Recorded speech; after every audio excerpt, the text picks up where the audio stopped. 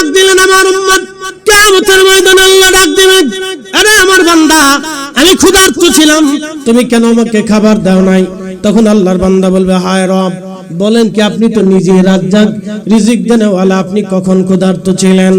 আমার রব আমার আল্লাহ রাব্বুল আলামিন বলবেন, বান্দারে তোমার প্রতিবেশী, তোমার গ্রামবাসী, তোমার এলাকাবাসী না খেয়েছিল, তুমি যদি সেই দিন তার ঘরে খাবার পৌঁছাইতা, তুমি যদি তাকে খাবার খাওয়াইতা, আমার বান্দা আজকে আমি আল্লাহর খাবার খাওয়া হয়ে যাইতো। সুবহানাল্লাহ বলবেন না? হ্যাঁ না, আরো জোরে বলেন, জোরে বলেন, জোরে জোরে। তুমি যদি আমার বান্দার ঘরে খাবার পৌঁছাইতা, আমার ক্ষুধার্ত বান্দারে খাবার খাওয়াইতা, ও বান্দা আমি আল্লাহর খাবার খাওয়া হয়ে যাইতো। আল্লাহ বলবেন, আরে বান্দা আমি তৃষ্ণার্ত ছিলাম, তোমরা সেই দিন আমাকে পানি পান করাও নাই। সেই দিন বান্দারা বলবে, এ রব আপনি বলেন কি, আমরা কেন, আপনি তো নিজেই পানি দেনেওয়ালা, বৃষ্টি বর্ষণওয়ালা, সাগর সৃষ্টি করনেওয়ালা, আপনি তো রিজিক বন্টন করনেওয়ালা, দেনেওয়ালা আল্লাহ। অতারজুকু মান তাশাউ বিগাইরি হিসাব, আপনি যাকে খুশি তাকে অগণিত রিজিকের মালিক আপনি বানায়া দেন। আল্লাহ আপনি বললেন কি, আপনি তৃষ্ণার্ত ছিলেন, আপনি পানি পান করেন নাই, আপনাকে কেউ পানি দেয় নাই। আল্লাহ বলেন কি, আমার রব সেই দিন ডাক দেবে, হে বান্দা তোমার প্রতিবেশী তৃষ্ণার্ত ছিল, তোমার এলাকাবাসী তৃষ্ণার্ত ছিল। এর অর্থ হলো আরবের জমিনে পানির বড় অভাব ছিল, পানির বড় কঠিন সমস্যা ছিল। সেই সময় আরবের দেশে এমন মুহূর্ত হয় স্বর্ণের চাইতে পানির দাম বেশি হয়ে যায়, খাবারের চাইতে পানির দাম বেশি। এই জন্য পানির গুরুত্ব বোঝানো হয়েছে। আল্লাহ বললেন, বান্দারে তোমার প্রতিবেশী তৃষ্ণার্ত ছিল, পানির অভাবে ছিল, তুমি তাকে পানি দাও নাই, তুমি তাকে খাদ্য দাও নাই, খাবার দাও নাই, তার কলিজা ঠান্ডা বানাও নাই, তার ক্ষুধা নিবারণ করো নাই, তার তৃষ্ণা নিবারণ করো নাই। যদি করতা আমি আল্লাহর তৃষ্ণা নিবারণ হয়ে যাইতো। চিৎকার মেরে জোরে বলেন না মারহাবা। এই এই আমার দিকে তাকান, আমাদের দেশের বহু যুবক আছে বাপ মারে খাইতে দেয় না। কথা কন না, জোরে বলেন। এই আমাদের আলেমদের কি দায়িত্ব ছিল বলেন তো? খালি মসজিদ ইমামতি করা। আমাদের আলেমদের দায়িত্ব কি দোয়া বন্ধ করা? আমার আলেমদের দায়িত্ব কি মাহফিল বন্ধ করা, মিলাদুন নবী বন্ধ করা, দুরূদ বন্ধ করা, সালাম বন্ধ করা, এই ফাতিহা বন্ধ করা, মানুষকে খাওয়ানো বন্ধ করা? আমাদের আলেমদের দায়িত্ব ছিল সারা এলাকার কমিটি গঠন করে যেই ছেলে বাপ মারে খাবার দেবে না ওরে ধরিয়ে না বাটাম চালান দেওয়া।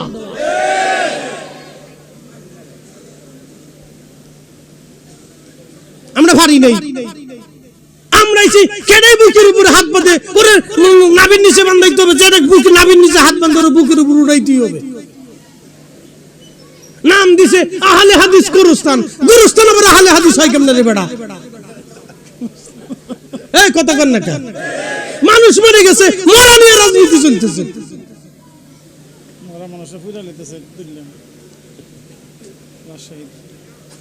কি কইতাম আপনার বলেন তো?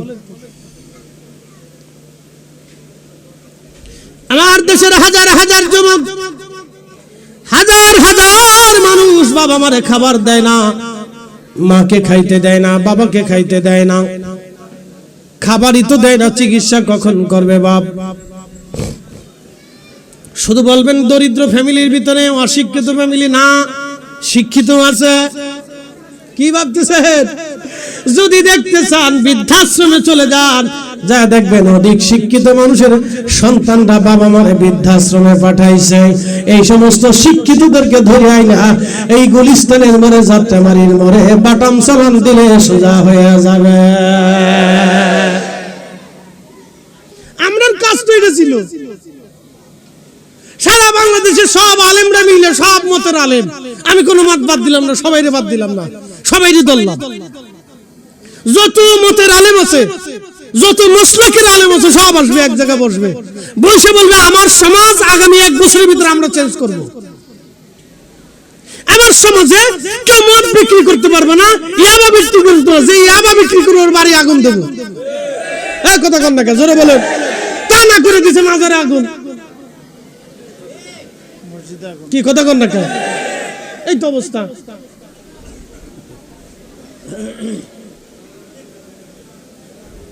হাজার হাজার হাজার হাজার যুবকরা নেশায় আক্রান্ত হয়ে কত সংসার নষ্ট হয়েছে, কত বাবা মা ধ্বংস হয়ে গেছে, তার কোনো হিসাব নাই।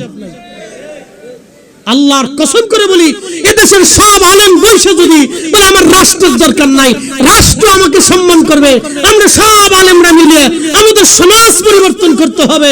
আগে আমাদের দেশে ইনসাফ প্রতিষ্ঠিত করতে হবে, ঘরে ঘরে ক্ষুধার্তর ঘরে খাবার দিতে হবে, অভাবের ঘরে খাবার দিতে হবে, যে জমি বুঝে পায় না তার জমি বুঝাই দিতে হবে, আদিল হতে হবে, ন্যায় বিচার প্রতিষ্ঠিত করতে হবে। আল্লাহর কসম করে বলি, আমরা সব আলেমরা বৈশে যদি এদেশে ইনসাফ প্রতিষ্ঠিত করতে পারতাম, তাহলে বাংলার আকাশে সুখের বাতাস প্রবাহিত হতে থাকতো। কথা বলেন ঠিক কিনা? এত ওয়াজ লাগে, এত বুঝাইতে হয়, এত তেল মালিশ করতে হয়।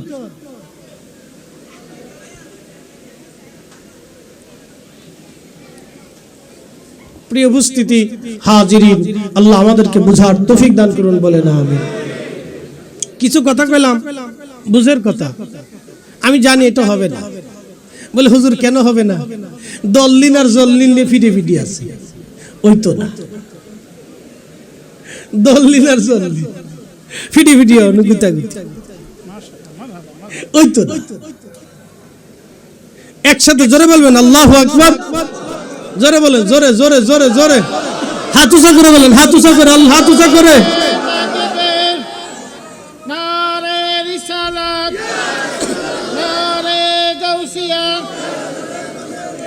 সুন্নাত ওয়াল জামাত, পবিত্র ঈদে মিলাদুন নবী। প্রিয় উপস্থিতি, হাজিরিন, ভালো করে শুনুন। রব্বুল আলামিন কিয়ামতের ময়দানে জিজ্ঞেস করে, এ বান্দা, আমি অসুস্থ ছিলাম। আমি কি ছিলাম? না, জোরে বলেন। আল্লাহ অসুস্থ? আল্লাহ তো নিজেই শাফি, শেফা করনে বলা। কঠিন হাসরের মাঠে রব্বুল আলামিন বলবে, হে আমার বান্দারা, আমি অসুস্থ ছিলাম, তোমরা আমার সেবা করো নাই। আল্লাহর বান্দারা বলবে, রব বলেন কি? কি বলেন আপনি? আল্লাহ, আল্লাহ আপনি বলেন কি? আপনি আবার কখন অসুস্থ হলেন গো রব্বুল আলামিন? আমার আল্লাহ বলবেন, বান্দারে, তোমার প্রতিবেশী, তোমার এলাকাবাসী অসুস্থ ছিল। আল্লাহ, আল্লাহ ডাক দিবে, হে বান্দা, তোমার এলাকাবাসী অসুস্থ ছিল, তুমি তার সেবা করো নাই, তুমি তার চিকিৎসা করো নাই। টাকার অভাবে আমার বান্দা ওষুধ কিনতে পারে নাই, টাকার অভাবে আমার বান্দা অপারেশন করতে পারে নাই, টাকার অভাবে ভালো ডাক্তার আমার বান্দা দেখাইতে পারে নাই। দুঃখে দুঃখে দুঃখে দুঃখে কষ্ট করে করে ব্যথা নিয়ে নিয়ে আমার বান্দা মারা গেছে। ও বান্দা, সেই দিন যদি তুমি আমার বান্দারে চিকিৎসা করাইতা, সেবা করাইতা, আমি রব্বুল আলামিনের চিকিৎসা করানো হয়ে যাইতো। একবার জোরে বলা যাবে কি মারহাবা? এ ধর্ম গেল কোথায়? এই ধর্ম গেল কোথায়? এটা অরিজিনাল অরিজিনাল অরিজিনাল রাসূলের সুন্নাত, অরিজিনাল রাসূলের সুন্নাত। এটা অরিজিনাল রাসূলের আদর্শ আমরা বাস্তবায়ন করতে পারি না। প্রিয় উপস্থিতি, হাজিরিন, খুব মনোযোগ দিবেন। এ মুসলমান চট্টগ্রামবাসী, আমাদের এই সুন্নাতগুলি বাস্তবায়ন করার দরকার। নবী বললেন, মান আহাব্বা সুন্নতি ফাকাদ আহাব্বানি, যে আমার সুন্নাতকে ভালোবাসে সে আমাকে ভালোবাসে। ও মান আহাব্বানি কানা মাই ফিল জান্নাহ, যে আমাকে ভালোবাসে সে আমার সাথে আল্লাহর জান্নাতে চলে যাবে। চিৎকার মেরে জোরে বলেন না মারহাবা। এই শুনেন, হযরত আলী রাদিয়াল্লাহু তাআলা আনহু, তিনাকে হত্যা করলেন কে? কোন কাফের করে নাই, কোন খ্রিস্টান করে নাই, কোন সনাতনী করে নাই, কোন বৌদ্ধ করে নাই, কোন পৌত্তলিক করে নাই, কোন নাস্তিক করে নাই। তাকে যিনি হত্যা করলেন তার নাম ছিল আব্দুর রহমান মুলজিম খারিজি। এই খারিজি উগ্রপন্থী, উগ্রবাদিতায় বিশ্বাসী ছিল। খারিজিদের আকীদা কি? খারিজিরা বলতো আমরাই মুসলমান, আমরা ছাড়া আর কেউ মুসলমান নাই। এই কেউ ঝিমাবেন না, আমার দিকে তাকান, এখান থেকে বোঝার অনেক কিছু আছে। খারিজিরা বলতো আমরাই শুধু মুসলমান, আমরা ছাড়া আর কোনো মুসলমান নাই। খারিজিরা বলতো ইনুল হুকমু ইল্লাল্লাহ, আল্লাহ ছাড়া আর কোনো হুকুম মানি না, আল্লাহর কোরআনের বিধান ছাড়া আর কোনো বিধান আমরা মানি না। কি বুঝলেন?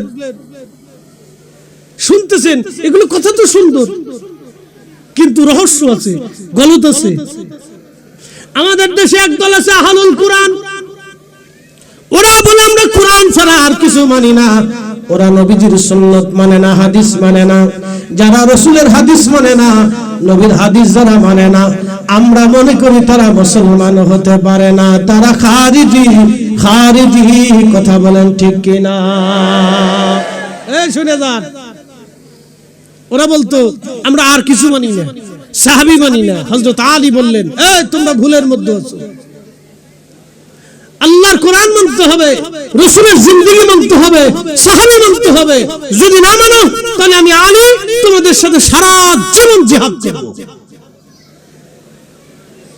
যুদ্ধ লেগে গেল, সাহাবীদের সাথে খারিজিদের যুদ্ধ হয়ে গেল, কঠিন যুদ্ধ।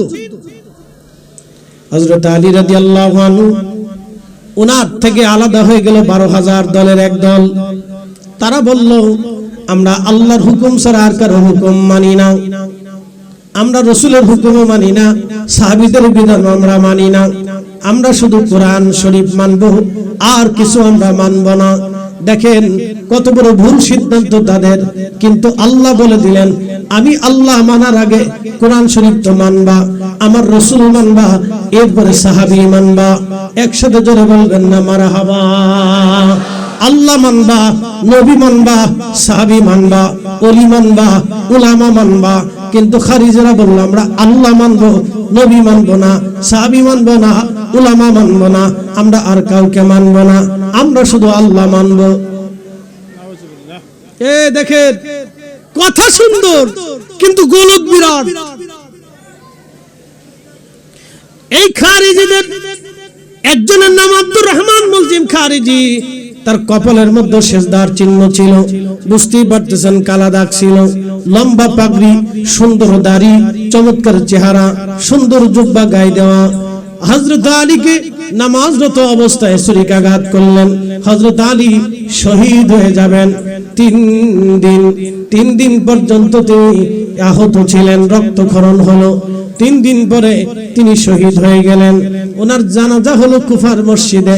সকালবেলা ফজরের নামাজের পরে জানাজা হয়ে গেল। ওনাকে নিয়ে যাওয়া হলো গোরস্থানে। নিয়ে যাওয়ার পরে একজন খ্রিস্টান অন্ধ মেয়ে দৌড়া এসেছে, কুফার মসজিদের পাশে দাঁড়ায় দাঁড়ায় অন্ধ কাঁদে। লোকেরা বলল এ অন্ধ মহিলা তুমি কি জন্য কাঁদো? বলতেছে হে মুসলমানেরা বলো আমার খলিফা আলী কি দুনিয়াতে আছে না মারা গেছে? অন্ধ খ্রিস্টান মেয়েটা বলতেছিল হে মুসলমানেরা বলো আমার খলিফা কি দুনিয়াতে আছে না মারা গেছে? আমার খলিফা দুনিয়াতে আছে না মারা গেছে? তোমরা বলো। ইসলাম কাকে বলে বুঝে যান, খলিফাদের থেকে বুঝে যান। হাজরাতে সাহাবীরা ডাক দিলেন হে খ্রিস্টান মেয়ে, আমাদের খলিফা আজকে সকালবেলা ভোরে তিনি ইন্তেকাল করেছেন, শহীদ হয়েছেন। ওনার জানাজা পড়াইয়া ওনাকে দাফন কাফন করাইয়া আমরা কবরস্থ করে দিয়ে চলে আসছি। তখন মেয়েটা হাউমাউ করে কাঁদতেছিল, ডুকরিয়ে ডুকরিয়ে আর বলে আমি বুঝতে পেরেছি আমার খলিফা দুনিয়াতে নাই। তখন মুসলমানরা জিজ্ঞেস করলো হে খ্রিস্টান মেয়ে তুমি খলিফা দিয়ে কি করবা? তুমি না অন্য ধর্মের, আমাদের খলিফা না মুসলমান, তো মুসলিম খলিফা দিয়ে তোমার কাজ কি বলো? তখন খ্রিস্টান মেয়েটা কেঁদে কেঁদে বলতেছিল হে মুসলমানেরা তোমরা জানো না আমার খলিফা কত ভালো ছিল। প্রত্যেক রাত্রিবেলা এশার নামাজ পড়ে আমার খলিফা বাইতুল মালে যাইতেন। আমি অন্ধ ছিলাম, চোখে দেখতাম না। আমার খলিফা নিজে হাতে করে আমার জন্য খাবার নিতেন, আমার বাড়িতে যাইতেন, ঘরের দরজার পাশে দাঁড়াইয়া আমার খোঁজ খবর নিতেন। আমি খাই কি খাই না, সুবিধা না অসুবিধা, আমি কেমন আছি, তাহলে আমি মুসলমান হইয়া আমি কেন হিন্দুর বাড়ি খাবার পৌঁছাবো না? আমি মুসলমান হইয়া আমি কেন বৌদ্ধর বাড়ি খাবার পৌঁছাবো না? আমি মুসলমান হইয়া আমি কেন খ্রিস্টানের ঘরে খাবার পৌঁছাবো না? আমরা মুসলমানের কাজ হলো অন্য ধর্মের মানুষদেরকে নিরাপত্তা দেওয়া। আমরা মুসলমানদের কাজ হলো অন্য ধর্মের মানুষের বাড়ি অভাবের ঘরে খাবার পৌঁছানো। কথা বলেন ঠিক কিনা? ভুলে গেছি, মনে নাই, ভুলে গেছি দিন, ভুলে গেছি দিন, মনে নাই। রসুলের আদর্শ শিখে যান, এগুলি আল্লাহ রসুলের আদর্শ ছিল। শোনেন শোনেন ভালো করে শোনেন। এক বেদুইন আসছে মসজিদে নববীতে, আইসা পেশাব শুরু করছে। এই আপনাদের এই পাশের মসজিদে যদি কোনো সনাতনী কোন বৌদ্ধ এসে পেশাব করে তো কি অবস্থা হবে বলেন তো? যুদ্ধ লেগে যাবে না? খালি যুদ্ধ লাগবে। বাঙালি তো হুজুগে মাতাল, একবারে কেউ বলবে ধর হিন্দুর যত গোষ্ঠী আছে আজকে সাফ করব, এই কথা বলে মনে করে হিন্দু কলোনিতে আক্রমণ করে বসবে। ওরা আমাদের মসজিদে পেশাব করে, ওকে সাহস কত বড়! দোষ করছে একজন, সারা বাড়ি আগুন দিয়ে জ্বালাবেন। ওই যে বাংলাদেশে বহুবার এরকম ঘটনা ঘটছে। বেদুইন এসে নবীর মসজিদে পেশাব করতেছে, সহিহ বুখারীর হাদিস। আল্লাহ রাসূলের মসজিদে পেশাব করতেছে বেদুইন এসে। এই আমার দিকে তাকান, বেদুইন পেশাব করতেছে।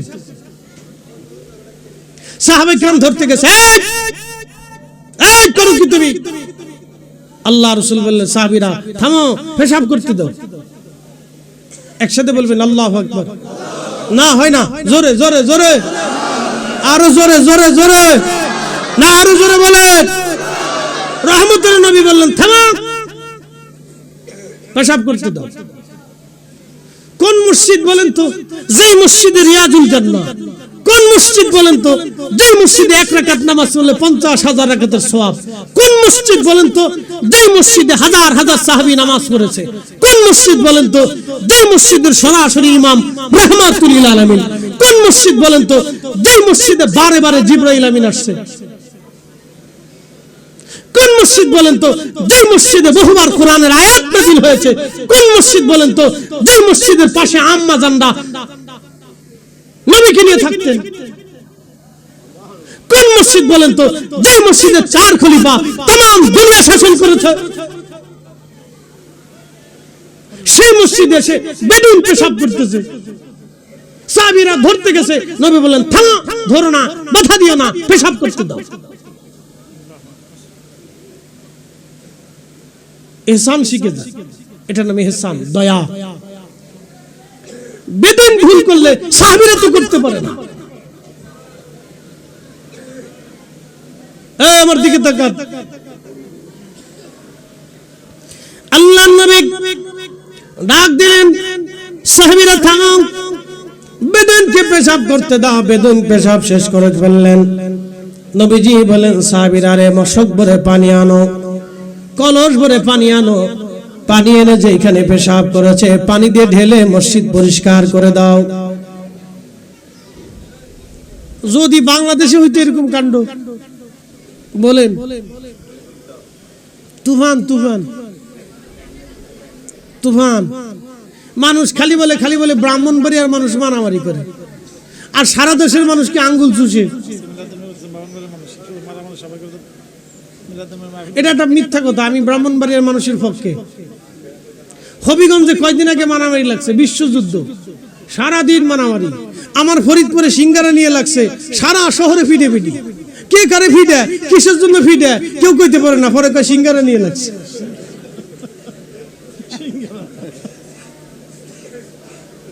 বিয়ে বাড়িতে মারামারি, সে নিয়ে মারামারি, খাওয়ান নিয়ে মারামারি। কি অবস্থা আমার দেশে, কত অসুস্থতা আপনি একটু চিন্তা করেন, ভাবেন, এটা ভাবেন।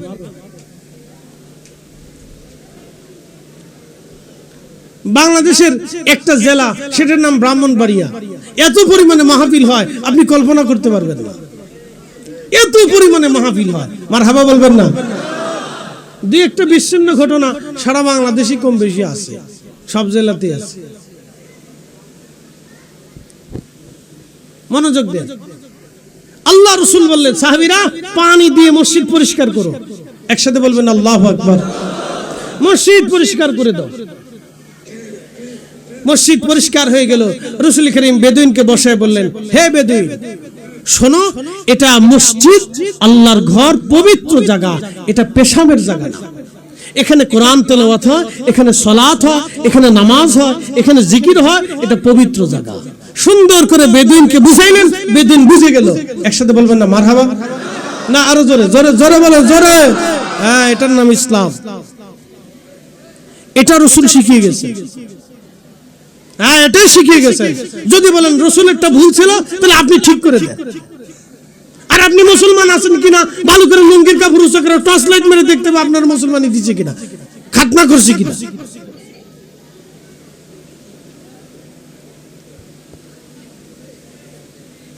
এটা ইসলাম, আল্লাহর নবী শিখিয়ে গেছে। এগুলি শিখেন, এগুলি শিখেন, এগুলি শিখা জরুরি, এগুলি বোঝা জরুরি। আল্লাহর নবী বলতেন, এ আমার উম্মত, মাল্লাম ইয়ারহামিন নাস ওয়া মাল্লাম ইয়ারহামিল্লাহ, মানুষকে দয়া করো, আল্লাহর কাছ থেকে দয়া পাবা। যে মানুষকে দয়া করে না, আল্লাহ তাকে দয়া করে না। ইহসান করো, দয়া করো, ইহসান করো, মানুষকে দয়া করো। আল্লাহ দয়া করতে শিখিয়েছেন। আল্লাহ নিজে দয়াশীল, দয়াশীলকে ভালোবাসেন। আল্লাহ নিজে হেসান করেন বলা, এই জন্য আল্লাহ হেসান শিখিয়েছেন। যারা হেসান করে আল্লাহ তাদেরকে হেসান করে, যারা দয়া করে আল্লাহ তাদেরকে দয়া করে। আল্লাহ নিজের নাম রহমান, নিজের নাম রহিম, আল্লাহ দয়া করে। বলে হুজুর আল্লাহ কেমনে দয়া করলো? এই যে বৃষ্টি দেয়, এই যে বৃষ্টি দেয়, এই যে খাবার দেয়, এত আল্লাহর অবাধ্য হলেন। এখানে বহু মানুষ আছে মাগরিব পড়ে নাই, এশা পড়ে নাই, ফজর পড়বে না, এই এক সপ্তাহের ভিতরে নামাজ পড়ে নাই। বহু আছে জুমার নামাজটাও পড়ে নাই, তারপরে আল্লাহ তারে খাবার দেয়, অক্সিজেন দেয়। বহু মানুষ আছে জীবনেও কোনোদিন আল্লাহকে আল্লাহ বলে স্বীকার করে না। পাথরের সামনে, প্রতিমার সামনে, মূর্তির সামনে, সূর্যের সামনে, আগুনের সামনে, নগরের সামনে, ওই কি বলে আপনার এই সূর্যের সাগরের সামনে মাথা নত করে সেজদায় পড়ে পূজা অর্চনা করে, তাকে খোদা মানে, তাকে প্রভু বিশ্বাস করে। তারপরে আল্লাহ তারে খাবার দেয়, তারে রিজিক দেয়, নিঃশ্বাস দেয়, সূর্য উঠায়, আলো দেয়, বৃষ্টি দেয়, তার অসুস্থতা সুস্থ করে। আল্লাহ তারপরও দয়া করে। একসাথে বলবেন না মারহাবা? আল্লাহ তারপরও দেয়। এই জন্য তার নাম রহমান, এই জন্য তার নাম রহিম। যদি দুইটা নাম না থাকতো তাহলে পৃথিবী ধ্বংস হয়ে যেত।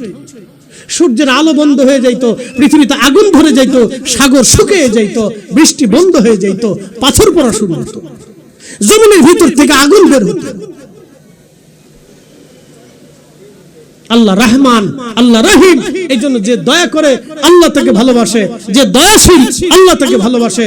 এই জন্য রাসূলের নাম ছিল রাহমাতুল লিল, জোরে বলেন রাহমাতুল লিল, একসাথে বলেন রাহমাতুল লিল বিল মুমিনিনা রাউফুর রহিম, বিল মুমিনিনা রাউফুর রহিম, বিল মুমিনিনা রাউফুর রহিম।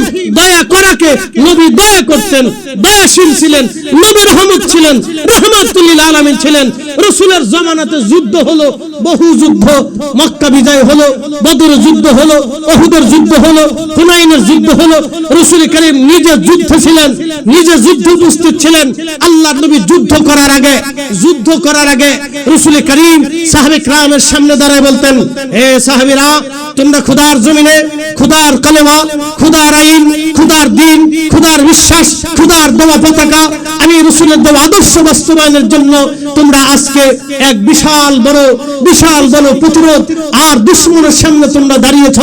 যারা জমিনে আল্লাহকে মিটিয়ে দিতে চায়, তোমরা তাদের সামনে আজকে দাঁড়িয়েছ। শোনো, জয় পরাজয় অস্ত্র দিয়ে, ক্ষমতা দিয়ে, শক্তি দিয়ে কখনো জয় পরাজয় হয় না। জয় পরাজয় আল্লাহর আসমান থেকে বাজেট হয়। যদি আল্লাহ আমাদেরকে বিজয় দান করে, তাহলে শোনো, তোমরা কোনো বন্দীকে হত্যা করবে না। শোনো, কোন যুদ্ধবন্দীকে হত্যা করবে না।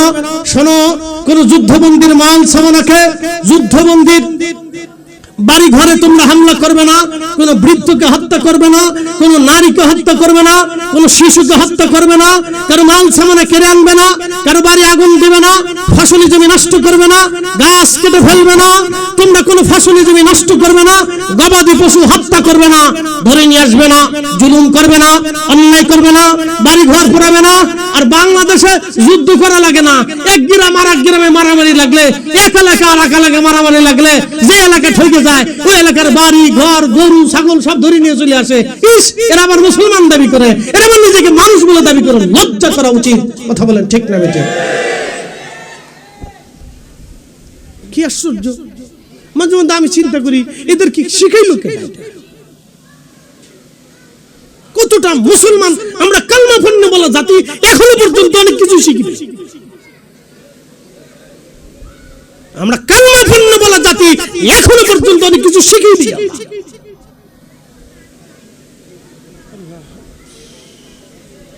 সাহাবীরা যুদ্ধের পর যুদ্ধ করেছে, একটা দুইটা যুদ্ধ করেছে সাহাবীরা। রাম সাম্রাজ্য বিজয় করেছে, পার্সিয়ান সাম্রাজ্য বিজয় করেছে সাহাবায়ে کرام। ও সাহাবীদের জীবনে কোনো নারী হত্যার রেকর্ড নাই, সাহাবীদের জিন্দেগিতে কোনো শিশু হত্যার রেকর্ড নাই, সাহাবীদের জিন্দেগিতে কারো বাড়ি ঘরে আগুন দেওয়ার রেকর্ড নাই, সাহাবীদের জিন্দেগিতে কোনো পশু হত্যার রেকর্ড নাই, সাহাবীদের জিন্দেগিতে কোনো মাল সামানা এই বাড়ি ঘর থেকে সাজ করে নিয়ে আসার কোনো রেকর্ড নাই, সাহাবীদের জিন্দেগিতে এইভাবে কোনো নারীকে ধর্ষণ করার রেকর্ড নাই। একসাথে বলবেন আল্লাহু আকবার। এই না, জোরে বলেন, জোরে বলেন। পৃথিবীর বিরাট বড় কুফফার বাহিনীর সাথে লড়াই করেছে পার্সিয়ান সাম্রাজ্য। বুঝেন, 4000 বছর ধরে যারা পৃথিবীতে টিকে ছিল তাদের সাথে জিহাদ করেছে সাহাবীরা। রোম সাম্রাজ্য 7000 বছর ধরে যারা পৃথিবীতে সাম্রাজ্য করেছে তাদের সাথে সাহাবে کرام সামনে সামনে রেখে, মুখে মুখ রেখে, বুকে বুক রেখে মাত্র 10-15 হাজার মুজাহিদ নিয়ে লক্ষ লক্ষ রোমান সৈন্যদের সাথে তারা জিহাদ করেছে। মুতার প্রান্তরে 3000 সাহাবী নিয়ে 2 লক্ষ কাফেরের সাথে সাহাবে کرام বুক চেতিয়ে লড়াই করেছে, জিহাদ করেছে। তারপর সাহাবে کرام হারাইতে পারে নাই। তারপর সাহাবে کرام সেই দিনে, সেই কঠিন সময়ে সাহাবে کرام কোন নারীকে ধর্ষণ করে নাই, কারো বাড়ি আগুন দেয় নাই, কারো মাল সামানা লুট করে নাই। সাহাবীরা সেই সময় তো জিহাদ করেছে। 1450 বছর পরে এত দিন, এত ইউটিউব, এত চ্যানেল, এত লেখাপড়া, বিশ্ববিদ্যালয়ের ছেলে পড়াশোনা করে ও গরু চুরি করে নিয়ে আসে, এই মাদ্রাসায় পড়া ছেলে অন্যের বাড়ি হামলা করে নিয়ে এই কথা কম্বল চুরি করে নিয়ে আসে। আশ্চর্য! এদেরকে দিন কে শিখাইল? কে শিখাইল বলেন? এইভাবে যদি চলতে থাকে তাহলে আমাকে আগামীর সমাজ আর রাষ্ট্র কোন দিকে যাবে আপনি জানেন?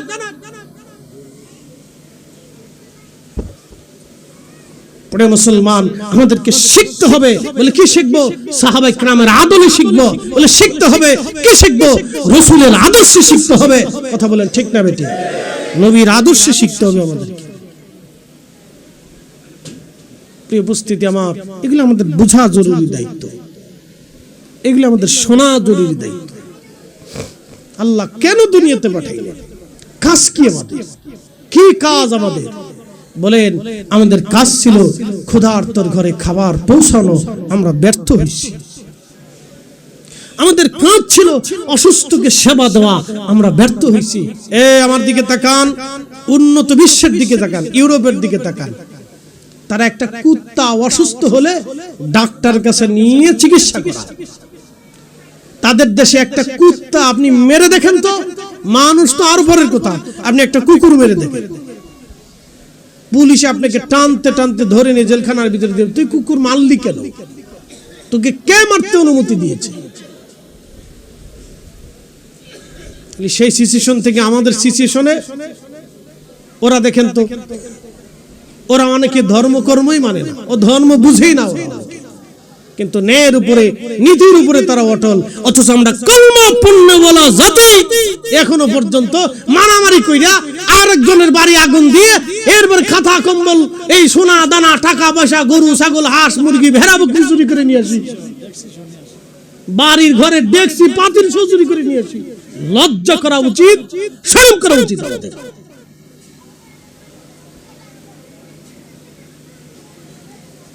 প্রিয় উপস্থিতি, আমার কথা যেন অনৈতিক হয় তাহলে বলবেন হুজুর আপনি রসুলের আদর্শের বাহিরে বলতেছেন, একটা কথাও আপনি পাবেন না। আমি যাহা বলতেছি শান্তির বার্তা, যেটা আল্লাহ রসুল আমাদেরকে শিখিয়ে গেছেন সেটা আমি আপনাদের সামনে উপস্থাপন করতেছি। বলে হুজুর আপনার এই কয়জন মানুষ নিয়ে সিল্লিতে কি হবে? ভাই, এই কয়জনের ভিতরে যদি একজনও বুঝে তা আমার সার্থকতা আছে। কি কথা কন না কেন? ঠিক আছে না? একজনও যদি বুঝে তাও সার্থকতা আছে। এই আমার দিকে তাকান, ভালো করে শোনেন। মসজিদে কি দরিদ্র আর ধনীর কোনো তফাৎ আছে? না, জোরে বলতে হবে, জোরে জোরে জোরে জোরে বলেন। মসজিদে কি ধনী এবং দরিদ্রের কোনো তফাৎ আছে? মসজিদে সবাই সমান। কেন সমান? সবাই আল্লাহর গোলাম। জোরে বলেন, জোরে বলেন। সবাই আল্লাহর দাস,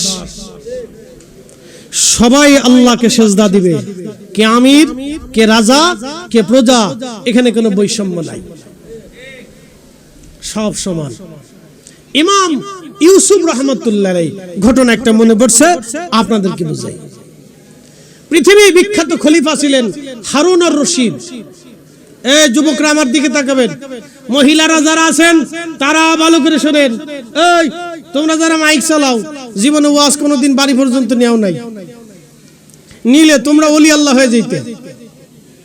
ওরা জীবনে যত ওয়াজ শুনছে, বাপ রে বাপ, ওদের নসিবে যত ওয়াজ হয় এত ওয়াজ কারো নসিবে হয় না। কথা ঠিক কিনা? ভালো করে শোনেন, এই আমার দিকে তাকান। হাজরতে মহিলারা যারা আছেন খুব ভালো করে শুনবেন।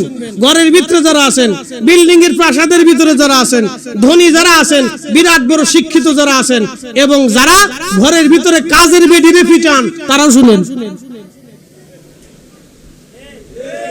ঠিক আছে কোনটা? মনে হয় চট্টগ্রামের ধনীরা মহিলারা কাজের বেডিরে পিটায় না, না ঢাকা শহরে পিটায় না, না তো না পিটাইলে মাঝে মধ্যে এত মামলা মোকদ্দমা আসে কোত্থেকে? এদেশের বহু নারী আছে, একটা বাড়ির মালিক হলে মনে করে যে আমি একবারে রানী এলিজাবেথ হয়ে পড়ছি। ইস, বাপের ছুটে বাঁচে না উনি। 3 দিন গোসল না করলে শরীর দেখে ফাটার গন্ধ, হেতে এসে বাপ নয় রানী এলিজাবেথের বাপ লইছে।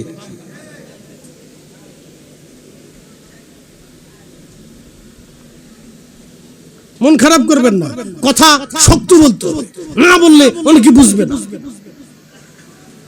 শিক্ষিত মানুষ যদি মূর্খের চাইতে নিম্ন ধরনের হয়ে যায় তাহলে জাতি অন্ধকারের দিকে নিমজ্জিত হবে। এই জন্য আমাদেরকে কোন ভাষায় কথা বলতে হবে। একসাথে বলেন আল্লাহু আকবার। খলিফা হারুন আর রশিদ কত বড় খলিফা একটু বুঝাই। বর্তমানে Iran, Iraq, Oman, Yemen, Qatar, Dubai, Kuwait, Bahrain, Saudi Arabia, Jordan, মিশর, Lebanon, Libya, Tunisia, Algeria, Nigeria, Sudan, বাকিটার বললাম না। এই 17টা একবারে সর্বনিম্ন ধরেন। যে বাংলাদেশ কয়টা বাংলাদেশ হবে? কয় শত বাংলাদেশের সমান হবে?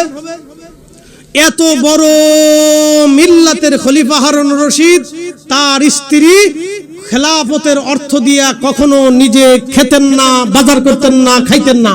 তিনি টুপি বানাইতেন, টুপি সেলাই করে টুপি বিক্রি করে যেই টাকা আসতো ওই টাকা দিয়ে বাজার করে যাহা আসতো, রুটি হলে রুটি খেতেন, না হলে খেজুর খেতেন, না হলে না খেয়ে থাকতেন। আসতে হয়ে গেল না? জোরে বলেন, জোরে বলেন। আর এমন এক নারী ছিল জীবনে তাহাজ্জুদ কাজা করে নাই। আর আমরা দেশের বহু বেডি আছে, বহু নারী আছে 6 মাসে ওযু করে না।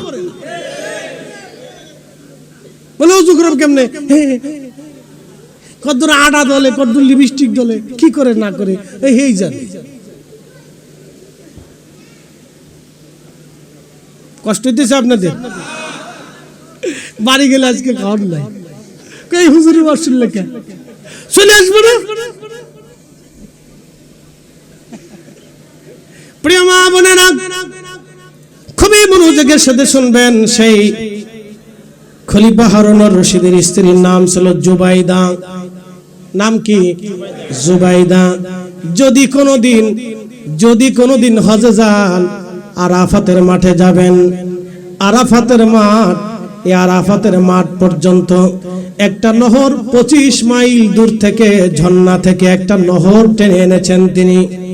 একটা নহর নালা তৈরি করে দিয়েছেন, ড্রেন। সেই জমানাতে 25 মাইল দূরে, আপনি গেছিলেন না, একবারে 25 মাইল দূর থেকে একটা নহর আনা হয়েছে। এই নহরের নাম হলো জুবাইদা, নহরে জুবাইদা। হযরতে জুবাইদা রাহমাতুল্লাহ আলাইহা, তিনি সেই মহিয়সী নারী। লক্ষ লক্ষ কোটি কোটি হাজীদের জন্য তিনি শত শত বছর ধরে তার খেদমত চলমান ছিল। শত শত বছর ধরে তার খেদমত চলমান ছিল। আরাফাতের হাজীদের যাতে পানির কষ্ট না হয়, সেই জন্য তিনি নহর বানিয়ে দিয়েছিলেন। নহরের নাম নহরে জুবাইদা। তিনি হজ করতে এসে আরাফাতের মাঠে আসার পরে দেখলেন হাজীদের বিরাট বড় কষ্ট হয়। তখন এই জুবাইদা রাহমাতুল্লাহ আলাইহা তিনি বললেন, বাদশা, আল্লাহ আমাকে এই দুনিয়ার সাম্রাজ্য বানিয়েছেন, আল্লাহ আমাকে মুসলিম মিল্লাতের সাম্রাজ্য বানিয়েছেন, আপনাকে খলিফাতুল মুসলিমিন বানিয়েছেন। এরা আল্লাহর মেহমান, এরা আরাফাতের মাঠে আসে। আমি একটা খেদমত তাদের জন্য করে দিতে চাই। আমি একটা নহর তৈরি করব। এই নহরটা ঝর্ণা থেকে, সাগর থেকে নহর আসবে। এই পানিগুলি হাজিরা আরাফাতের মাঠে তারা ভক্ষণ করবে, যাতে তাদের কষ্ট না হয়। সে আরাফাতের হাজীদের জন্য তিনি নহর বানিয়েছিলেন, নাম নহরে জুবাইদা। এখনো সেই নহর আছে। একবার জোরে বলবেন কি মারহাবা। আর আমার দেশের নারীরা প্রতিবেশীরে খাবারও দিতে চায় না, ভিক্ষে দিতে চায় না, শাশুড়িরে খাবার দেয় না। কত বড় খারাপ চিন্তা করতে পারছি। আমার দেশের কত নারী আছে শাশুড়ির পর্যন্ত খাবার দিতে চায় না, শ্বশুরের পাতে ভাত বাড়তে চায় না, গরিব মানুষে এই দান করতে চায় না। ও মা বোনরা, মনে কষ্ট নেবেন না। মা আমার, বোন আমার, আপনাদের উদ্দেশ্যে কথা না বললেই হবে না। কিছু কিছুর জন্য বলতেছি, সবাই না। আবার অনেকে আছে অত্যন্ত ভালো, ভালো তো ভালো, অনেক ভালো। আল্লাহ তাদের হায়াতের মধ্যে বরকত দিক, আমরা দোয়া করি। হযরত খলিফা হারুন রশিদ রাহমাতুল্লাহ আলাইহির স্ত্রী জুবাইদার সাথে একদিন মনোমালিন্য হলো। মনোমালিন্য হয়ে যাওয়ার পরে, হতেই তো পারে এক জায়গা দুইজন থাকেন, মনোমালিন্য হয়ে গেছে খলিফার বিবির মধ্যে। দুইজনের মনোমালিন্য হয়ে যাওয়ার পরে খলিফা হারুন রশিদ বলে দিলেন, জুবাইদারে, এই মাগরিবের আযানের আগ পর্যন্ত যদি আমার রাজ্যের সীমানার বাহিরে যেতে না পারো, তাহলে জুবাইদা, তোমাকে আমি 3 তালাক দিয়ে দিলাম। শোনেন, খলিফার স্ত্রীও খুব মারাত্মক বিবি, তাহাজ্জুদ গুজারি বিবি। বুঝতেছেন তার খাবার কত হালাল ছিল, রাষ্ট্রের খাবার খাইতো না। কারণ তার নীতি ছিল, এই রাষ্ট্রের খাবারের ভিতরে গরিব মানুষের রক্ত লেগে থাকে। আচ্ছা, রাষ্ট্রের খাবার যারা খাবেন একটু বুঝে সুঝে খায়েন, কিন্তু খালি ঠিক না, বুঝে খায়েন। যেই দলেরই হন, বুঝে সুঝে রাষ্ট্রের খাবারটা খায়। হ্যাঁ, আমার কথা সহজ ভাই, সহজ হিসাব বলে দিচ্ছি। রাষ্ট্রের অর্থের ভিতরে গরিব মানুষের ঘাম লেগে থাকে, রক্ত লেগে থাকে, দরিদ্রদের রক্ত লাগা থাকে, অন্ধদের রক্ত লাগা থাকে। এই পরিশ্রমী মানুষের ট্যাক্সের টাকা থাকে, গরিব মানুষের ভাগ থাকে, অন্ধের ভাগ থাকে, ল্যাংড়ার ভাগ থাকে, দরিদ্রের ভাগ থাকে, অসুস্থের ভাগ থাকে, আর সর্বহারা মানুষের ভাগ থাকে, ফকির মিসকিনের ভাগ থাকে, পাগলের ভাগ থাকে। খাওয়ার আগে হিসাব করে খায় যে আপনি কি টাকা খান না রক্ত খান, বুঝে তারপরে খায়। হিসাব সহজ, একবারে সহজ করে দিছি। সারা রাত ধরে কোরআনের তাফসীর করি নাই, এক কথাই বলে দিছি 30 সেকেন্ডে। যেটা খাবেন হিসাব করে খায়। মেহেশ্বরের মাঠে দাঁড়াইতে হবে, কিন্তু মনে রেখে, কাফনের কোনো পকেট নেই। একা আসছেন, একা চলে যাবেন, হিসাব কিতাব সহজ। 3 হাত জমিন বরাদ্দ, 1 ইঞ্চি বেশি পাবেন না। 3টা কাফনের কাপড় বরাদ্দ, 1 টুকরা বেশি হবে না। মনোযোগ দিন। তো খলিফা তো বলে ফেলছে, তুমি যদি আমার এই রাজ্যের খেলাফতের সীমানার বাহিরে না যেতে পারো তো 3 তালাক। আচ্ছা বলেন তো, এ তো বিরাট সাম্রাজ্য, কি করে উনি যাবে? আপনি বিমান দিয়েও তো যেতে পারবেন না।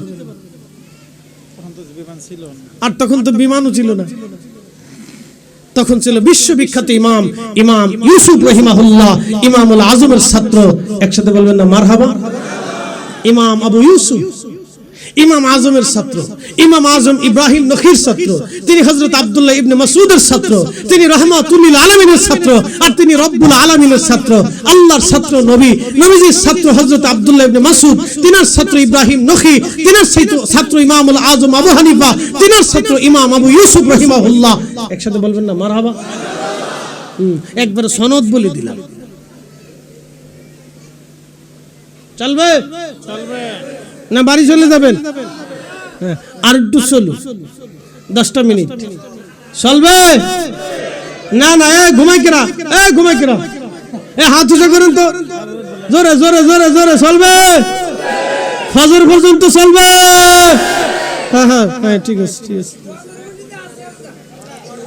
থাকা লাগবে না। আপনার যে কইছেন চলবে, আল্লাহ লিখে ফেলছে। মারহাবা কোন? নিয়ত করছেন, আল্লাহ লিখে ফেলছে। নিয়ত করার সাথে আল্লাহ লিখে ফেলছে। সারা রাতের নেকি আজকে হয়ে গেছে। মারহাবা কোন? আমি দেই নাই, আমার দেওয়ার অধিকার নাই, উনি দিছেন। যিনি আপনারা এখানে নিয়ে আসছেন তিনি দিছেন। যিনি আকাশের সূর্যের ব্যবস্থা করেছেন উনি দিছেন। যিনি জমিনকে সিক্ত করেছেন উনি দিয়েছেন। ওনার কোনো অভাব টভাব নাই। উনি খয়রাতি না, ভিখারি না। উনি হচ্ছেন সর্বকুলের সর্বসময়ের মহামালিক, মালিকুল মুলক। তুতিল মুলকা মান তাশাউ ওয়া তানজিউল মুলকা মিম্মান তাশাউ ওয়া তুইজ্জু মান তাশাউ ওয়া তুযিল্লু মান তাশাউ। তিনি সব দেন, তিনি রাজত্ব দেন, তিনি ছিনায় নেন, তিনি ইজ্জত দেন, তিনি ছিনায় নেন, তিনি রিজিক দেন, তিনি ছিনায় নেন, তিনি ধনী বানান, তিনি দরিদ্র বানান, তিনি ভিখারি বানান, তিনি অসুস্থ বানান, তিনি সুস্থ বানান, তিনি সব দেন। তিনি হায়াত দেন, তিনি মৃত্যু দেন। আমরা উনার মুখাপেক্ষী। একথা শেষ, ওয়াজ শেষ, ভালো করে শুনেন। মহিলারা কি আসে না ফলে চলে গেল? যে শাল্টিং দিছি আজকে, যতই ওয়াজ করেন স্টার জলসা শেষ হবে না। খালি ঠিক নাম দিছে বিসমিল্লাহ চটপটি হাউস। বাপ রে বাপ, যে এমনি খায় তার হিসেব নাই, আলাখন নাই। একসাথে জোরে বলেন, জোরে বলেন আল্লাহু আকবার। খলিফা হারুন রশিদ বললেন, ইমাম কেন তালাক হবে না? আপনাকে ব্যাখ্যা দিতে হবে, আপনি বলেন। কারণ ব্যাখ্যা যদি না দেন তাহলে আমি প্রশ্নবিদ্ধ হবে। আপনি ছাড়া অনেক আলেম আছে, বিতর্ক সৃষ্টি হয়ে যাবে। আপনি ব্যাখ্যা দিয়ে দেন। ইমাম ইউসুফ রাহিমাহুল্লাহ বললেন, খলিফাতুল মুসলিমিন হারুন রশিদ শুনে রাখেন, আপনার রাজত্ব দুনিয়ার সব জায়গা চললে আল্লাহর ঘর মসজিদে কোন খলিফা রাজত্ব, কোন রাজার রাজত্ব চলে না। আল্লাহর ঘর মসজিদে শুধু আল্লাহর আইন চলে। একবার জোরে বলেন না মারহাবা। কার আইন? মসজিদে কার আইন চলে? না না, একসাথে বলেন, কার আইন? জোহরের আজান কার আইন? আমি যদি আজকে বলি যে ভাইরা আজকে ফজরের ওয়াক্তে আপনারা জোহরের নিয়ত করে নামাজ পড়বেন, আমি ফরিদি সাহেব বললাম, মানবেন? বলে কেন মানবেন না? এটা আল্লাহর আইনের বিপরীত বক্তব্য। কি কথা ঠিক আছে না? তাহলে মসজিদ কার আইনে? জোরে বলেন, কার আইনে? কিন্তু যে বেটা মসজিদে টাকা দেয় না, হে বেটা ইমাম সাহেবের সাইডে ধমক মারে, বিরাট ধমক দেয়। হুজুর কই গেছিলেন? আপনারা দেখি না মসজিদের ভিতরে, কই গেছিলেন? ইস, আমার বাপ দাদার গেলে হুদ্দারি সম্পত্তি, লজ্জা করে না?